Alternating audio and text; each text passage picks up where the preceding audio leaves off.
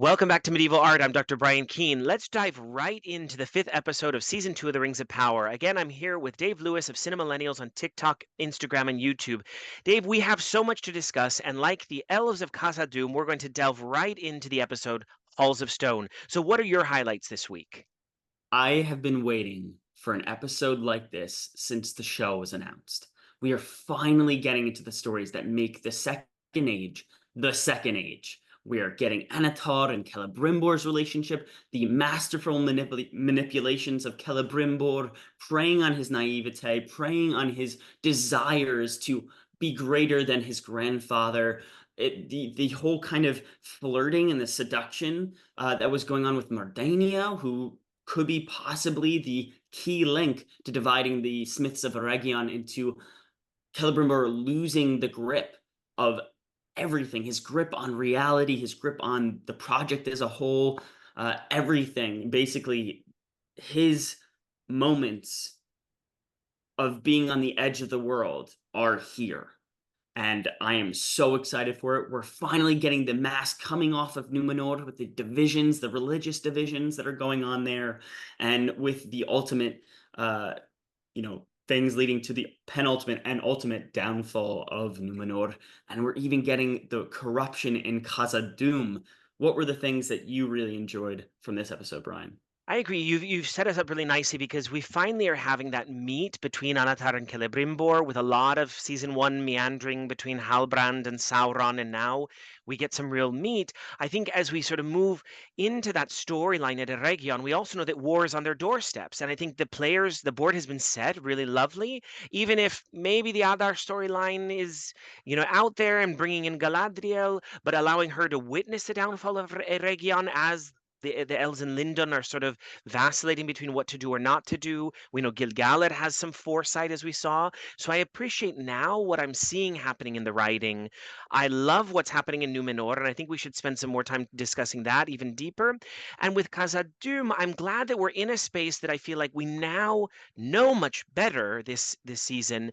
We're seeing that tension and the power of the ring, at least the ring that Durin is wearing, and the way that the rings of the dwarves are going to be sent out, and they're already delving deeper. We know that. And so I'm so glad that these storylines are deepening and taking us to new portions of the world. So let's maybe go back to Anatar Celebrimbor and then to Numenor and Khazad-dûm. So with Anatar and Celebrimbor, we also, with the storyline of Mirdania and with the presence of Narvi, we get the presence of the unseen world with the ring that they're working on for men, and also the Ithildin for the Doors of Durin. So these storylines are intertwining in incredible ways. But what stood out to you in those bigger Region story plots? Again, I think it's beautifully written in its psychological perspective, where you have that manipulation of both Celebrimbor and Mordania, where you're preying on their desires, you're preying on, the beauty, the seduction, the essence of who these characters are. He sees who their unseen world kind of spirits or Fea are. We're getting to this full, I guess, point. We're getting this we're rising in what's, ultimately going to be their downfall of Region. Because Yeah. Mirdania sees sort of a vision of Sauron enshrouded in flames with his eyes, but mistakes Sauron in this sense for Celebrimbor because of Anatar's manipulation. You're right, Yes. and it's because she's also seeing that there's stress in Celebrimbor's world that's put on by Anatar's manipulation. So that interaction is quite beautiful, the way she's also being manipulated, and ultimately, as you say, rightly bringing down that great character. I think being part of it anyway.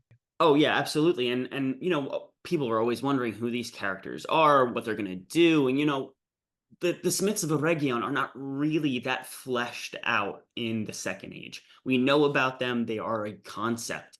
And within that concept, we have this idea about how, no matter how hard you want to do something, no matter how you want it to be perfect, it never will be. And because of that exact thing, Celebrimbor Anatar is able to grab onto their minds, grab onto the things that they most desire, the things that they have secreted away, and he's able to twist that and turn that even against the people that they love and care about so much. I mean, we saw it with Galadriel in the first season. Now we're seeing it even deeper. and we're seeing the Sauron Anatar that so many of us have been waiting for so long. It's also interesting that we have two individuals who really doubt the character of Sauron's power and influence over Galadriel in the form of Elrond, and then Anatar's power over Celebrimbor in the figure of Durin. So I love that Durin and Elrond are still very present as those who can resist or recognize the evil within Sauron Anatar. So that's a beautiful storyline that we see in distant worlds, not intersecting this season. But then with Durin and Durin, that we are seeing really the influence of the ring and hearing the whispers of the ring that we heard with the elven rings a little bit and now more with the dwarven rings. I know that's a Peter Jackson sort of nod perhaps to the sort of speaking and whispers of the ring that we get really with just the one ring, if I'm not mistaken, in Tolkien's writing, but I'm okay with it sort of diffuse throughout our world. How did you feel about the Khazad-dûm storyline this week? Yeah, it's really interesting. It's I like how they're shifting from sounding like Diza is pushing Durin to go against his father in like an almost coup-like way to trying to help him because of his doubt of the ring. I loved when you put it perfectly when you have, the two characters and from opposite worlds, Khazad-dûm with Durin, and then Durin the Third, and then Elrond with Gil-galad, and the elves, elven people as a whole. So I think that's really interesting how they have these people that are the pure of heart, the best of heart, like Anatar's talking about. And we'll get into the people that he specifically mentioned later on in our extended edition, in our appendices, if you will. And I really like that. The thing that I wasn't kind of and I know why they're doing this, but I just feel that Durin the Third is less resistant to the ring than expected. The dwarves are notoriously throughout Tolkien stubborn, resistant to any outside kind of voices. They have their own secret names for God's sake. They have these things where they're so focused within themselves, they don't want to listen to anybody else. But yet, at the same time, within this show, within this adaptation, we're getting things, watered down, if you will. So Durin's changed immediately once he gets the rings on. So that was a little kind of disappointing to see that there wasn't something over time.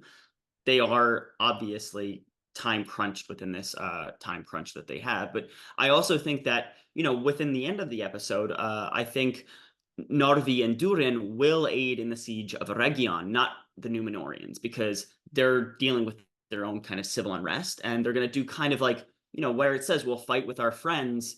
That's what that means. Yeah, I agree. I mean, and your point about being watered down, if we sort of shift across the Great Sea to Numenor, I mean, finally we've heard the sort of murmurings and the hints towards the faithful. And I guess now in our final minute, before we then expand upon this more, we do have that storyline of the faithful very beautifully presented with the shrine and the relics. And then we're brought to sort of hate Kemen and Earian even more because of their allegiance to Pharazôn. So maybe a quick hot take on the Numenorian situation, and then we'll come back to it. I love that they are going into this direction. I wish we got it sooner. I think there is a lack of structure, or there is a structure, but not the structure that I myself would have chosen for this. You could have had a whole show with the Numenor and its divisions, but I really think it's fascinating that we are getting this description, or we getting a physical representation of the belief systems of the Numenorians via Belandil and the blood of the martyrs kind of concept that we're getting here. I agree. And I think there's a lot more to unpack there. And I think there's more that we have to see in terms of the faithful. And it's a great story so far. I think finally you're right. We have so many great ingredients in the kitchen. We're cooking with fire, it feels like quite literally. So I'm excited to see where we're going to go. Lots more to unpack in this episode as we'll sort of think through the references to Erendil, Tuor, Beren, also looking more at the references to the Valar that we continue to have each week. So, Dave, thank you so much. And I'll see you again next week. Namarie. Namarie.